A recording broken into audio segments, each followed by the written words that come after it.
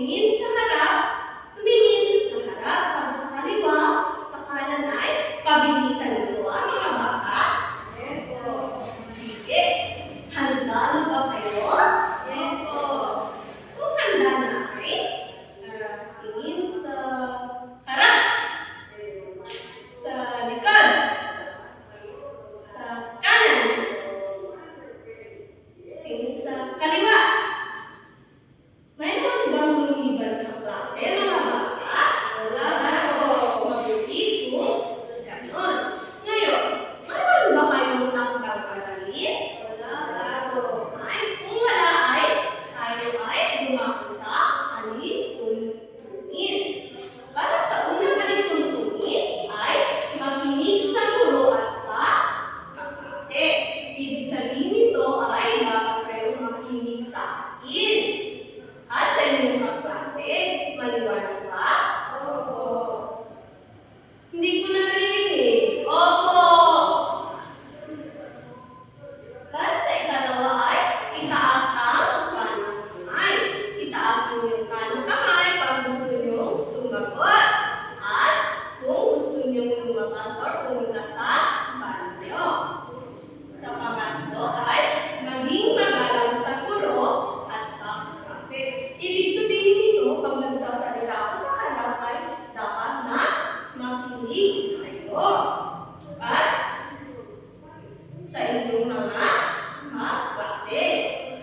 Maliwanag ba ang ating alituntunin, mga bata? Yes po. Kung maliwanag na sa inyo ang ating alituntunin sa klase, ay tayo ay tumawag sa mga bata. Naalala niyo ba ang ating napag-aralan kahapon? Opo. Ano ang ating napag-aralan kahapon, Mitchell? Pandiwa, guro. Tama. Ang pandiwa. Ang pandiwa ay salitang nagsasaad ng kilos. Ngayon, meron akong ihandang ibigay dito na tinatawag ko, larawan ko, hulaan mo. Ang inyong gagawin ay mayroon akong litrato na ipapakita dito sa TV. At ang gagawin niyo ay tukuyin kung ano kilos ang ipinapakita dito. Nakuha ba? Oo. Kung nakuha ay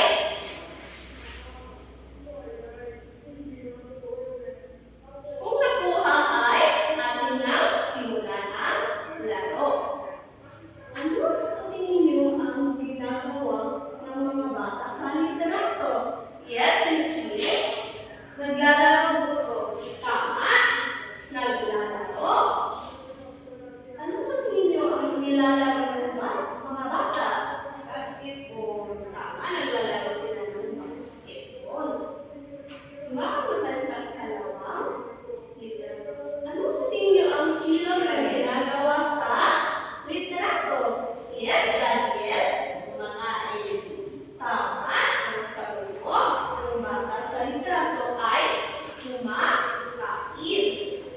Sa huling litrato, ano ang ginagawa ng bata? Yes, Amelie. Nagsusulat.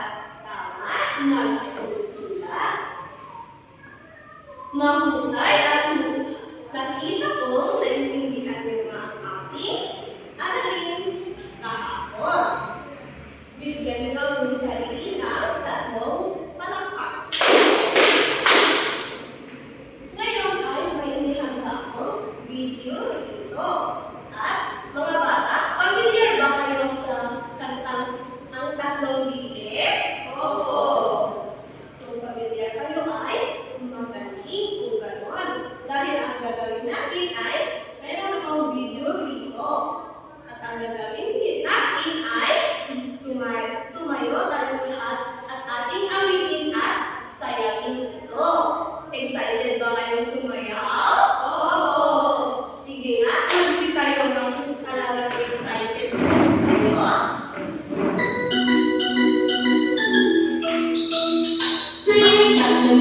May akong nakita, mapayat mga pilit, ngunit ano'y papaksabi ko na isa. Siya ang hindi na isabi na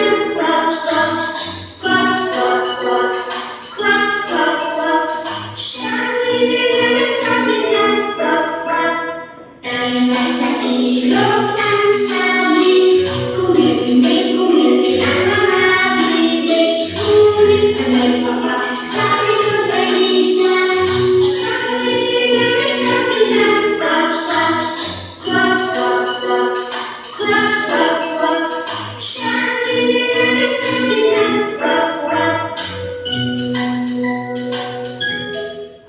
Maaari na kayong nag-enjoy ba kayo? Oo! Mabuti kung gano'n. Ngayon ay mayroon akong mga katanungan. Sa aking sinayaw at kinanta kanina, ano ang mga salitang naglarawan sa tatlong bibig? Yes, Mitch? Mapayat guro. Tama, mapayat. Ano pa? Yes, Daniel? Tama. Yes, Emily? Isang papa. Tama. Sa tingin niyo, lahat ng inyong mga sagot ay tama. Ngayon, sa tingin niyo, ano ang ating pag-aaralan ngayong araw? Yes, Mitch? Paglalaro. Tama ang iyong sagot. Alam niyo ang inyong mga sagot ay tama at ang paglalarawan ay may kaugnayan sa ating aralin na ito ang pag-uwi. Ngayon, bago tayo dumako sa ating talakayan ay mayroon akong ipipresent ako muna sa inyo ang ating layunin.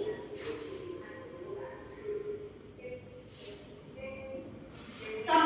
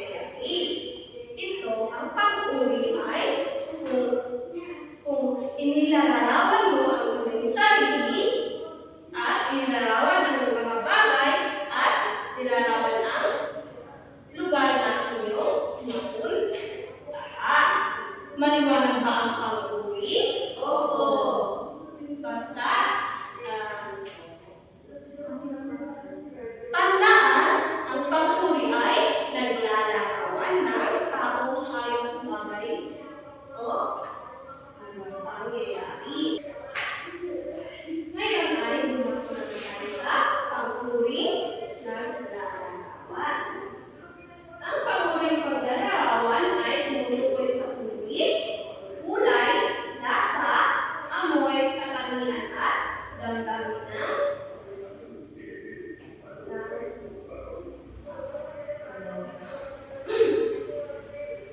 Ngayon, dumako muna tayo sa pang-uring naglalaban. Ito ay tumutukoy sa tulis, kulay, lasa, amoy, katangian at damdamin. Mayroon akong halimbawa nito. Si Aling Lena ay mabait na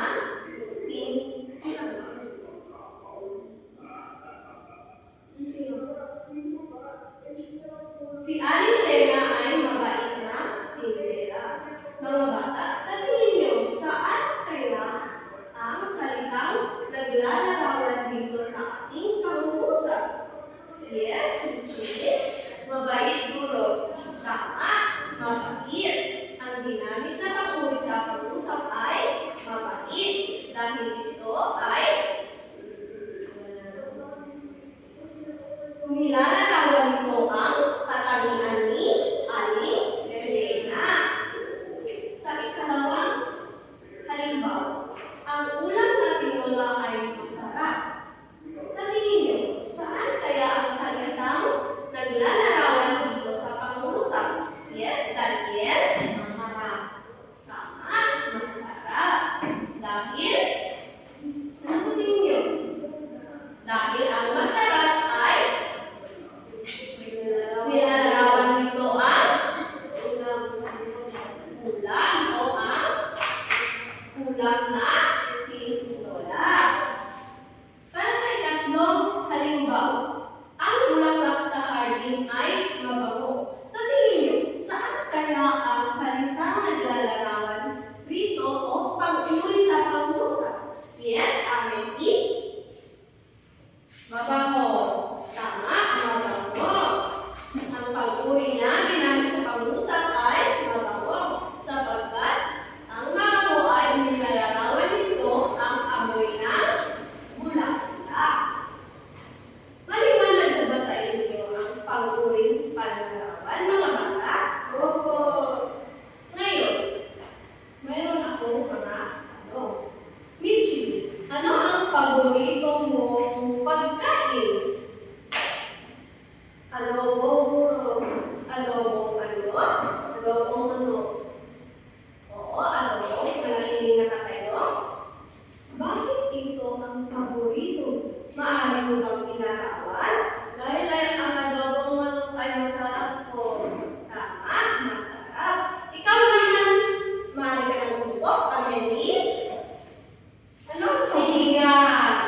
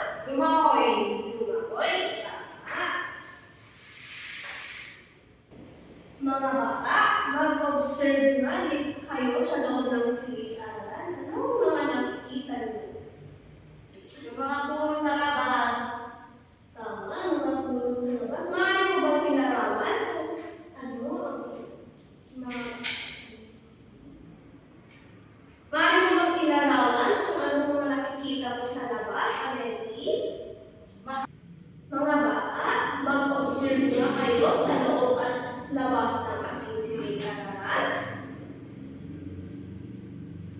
Ano ang iyong mga nakikita? Malalaking puno.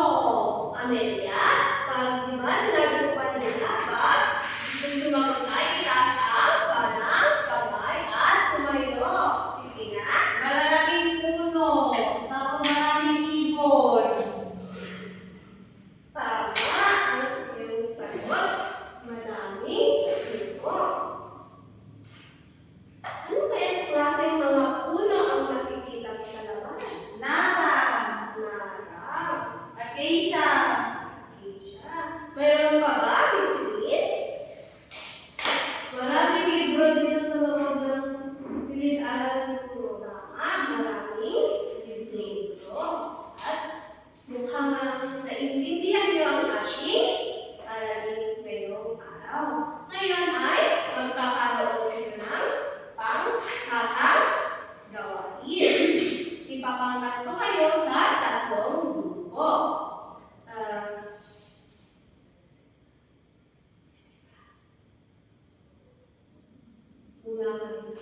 Mula kay Richelin hanggang kay Natasha ang unang grupo.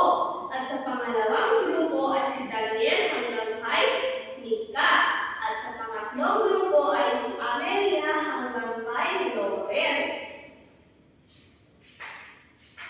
Ang gagawin niyo ay, para sa unang grupo ay, ang gagawin niyo ay ito. Piliin at bilugan ang salitang naglalarawan sa bawat larawan. Maliwanag ba? One. Para naman sa group 2 ay basahin at salunggulitan ang salitang naglalarawan sa pangungusap. Maliwanag ba, group 2? Opo. At para naman sa huling grupo ay ang gagawin niyo ay unang ng angkop na panghuli. Piliin ang tamang sagot sa kabatlong. Naintindihan ba? Opo. Pero bago yan ay ating muna ipipresenta ang ating pamantayan.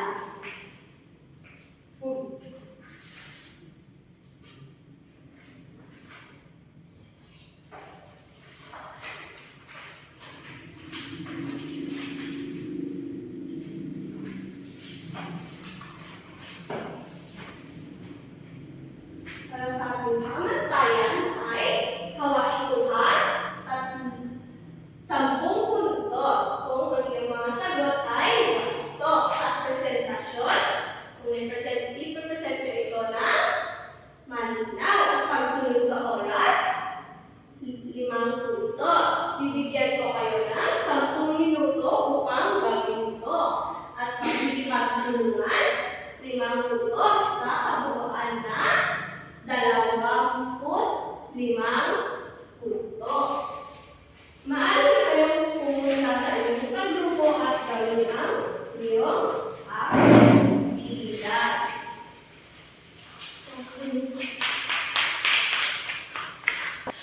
Tapos na ba, mga bata? Opo. Kung tapos na ay group 1, maaari mo bang i-digit ang iyong sagot sa harapan at i-presenta sa harapan ang iyong sagot.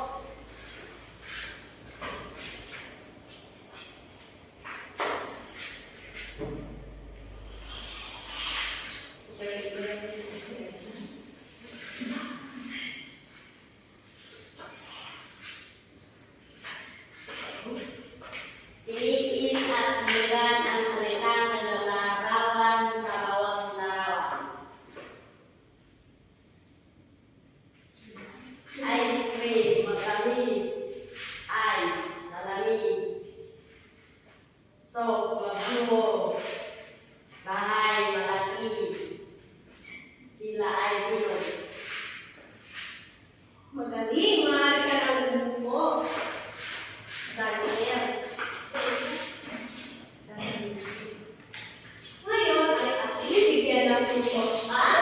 Unang fakta. Para sa kawastuhan, tama kaya ang sagot ng Group 1? Mataas. Tama ba? Opo. Matamis?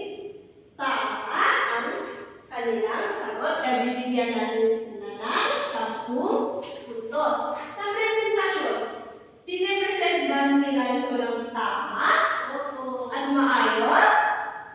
Oo, nakita ko.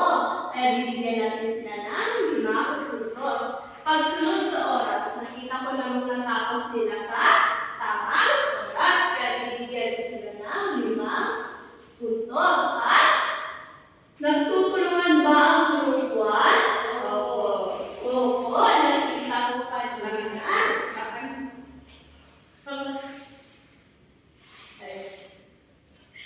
Kaya ang kabuuan ng puntos ng Group 1 ay 25. Wow, perfect.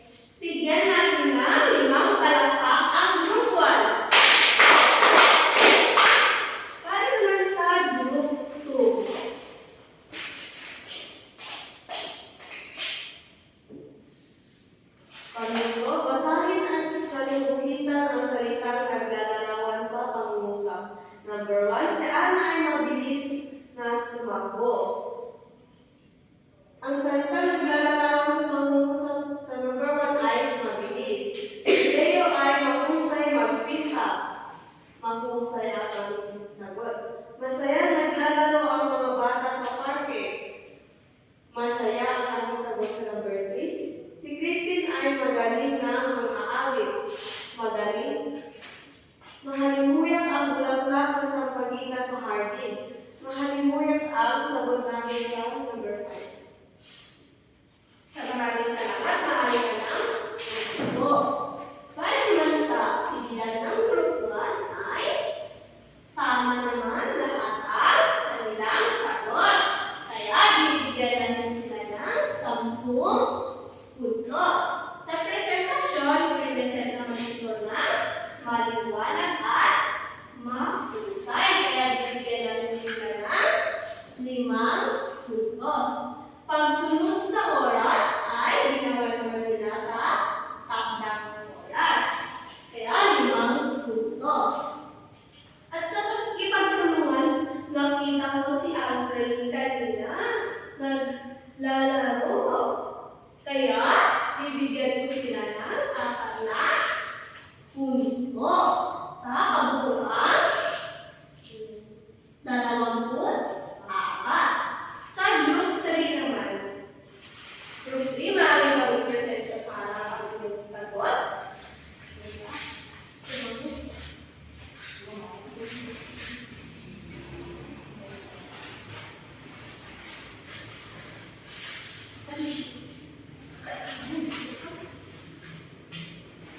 Una lang, angkop na pag-ulit ang tamang sagot sa panatlo. Number 1, ang bundok sa amin ay mataas. Ang yelo ay malamig. Ang bola ni Ben ay bilog. Maalat ang tubig dagat. Ang chocolate ni Tara ay matamis. Ang kulay ng bilog na mangga ay dilaw. Maraming salamat. Maaari ka na sumuko. At bigyan sila ng puntos. Sa kawastuhan, tama ba lahat ng sagot ng Group 3? Oo. Kaya bibigyan natin sila ng 10 puntos. Para sa presentasyon, na-present ba ng tama? Kaya 5 puntos.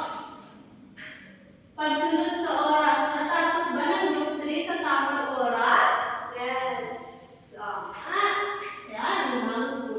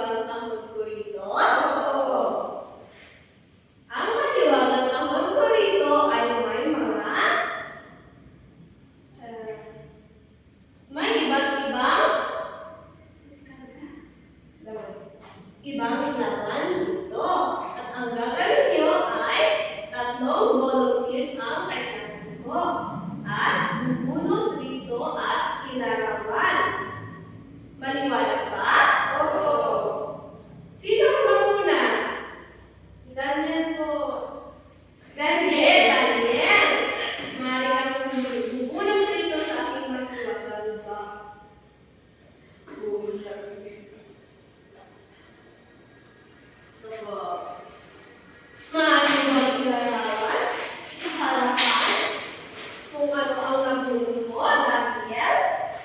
Tubig ko. Tubig? Ano pa? Ganun pa. Meron pa ba?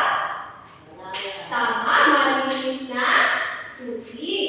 Maaari ka lang umupo, Daniel, salamat sa pag-volunteer.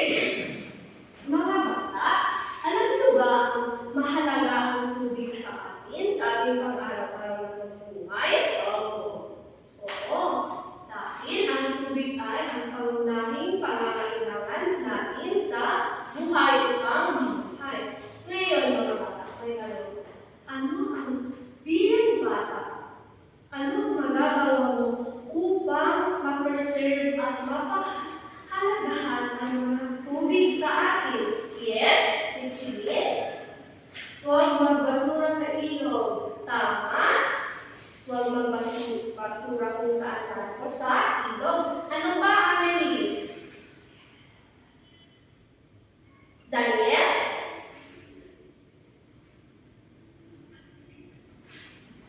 Magtipid ng tubig. Tama. Upang marami pa tayong magamit na tubig ay matuto tayong magtipid. Sa paanong paraan tayo magtitipid ng tubig, Amelie? Laging i-close ang faucet. Tama. I-close ang faucet or isarado ang faucet kung hindi ito ginagamit. At kung may mga pinaglalaban tayo ay maaari natin Pagdilig ng halaman. ang direkta, halaman, magaling. Ngayon, sino ba ang gustong bumunod sa aking matiwagang taon? Yes, Mitch?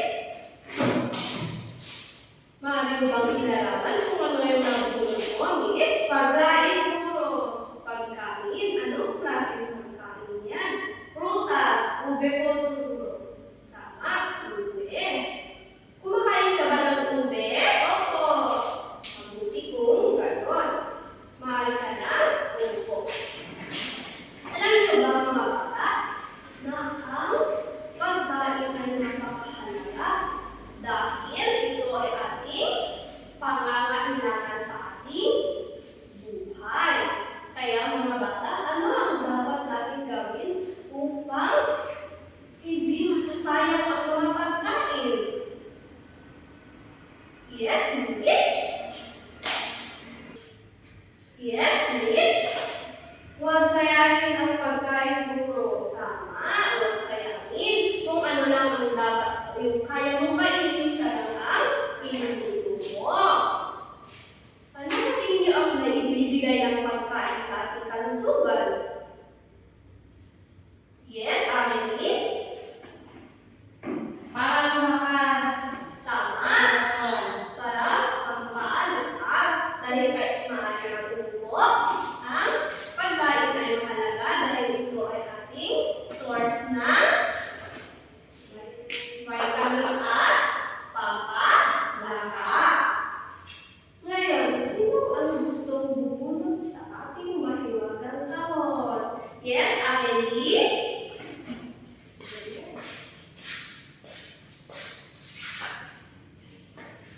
Ito ay damit. Maaari mo bang ilarawan?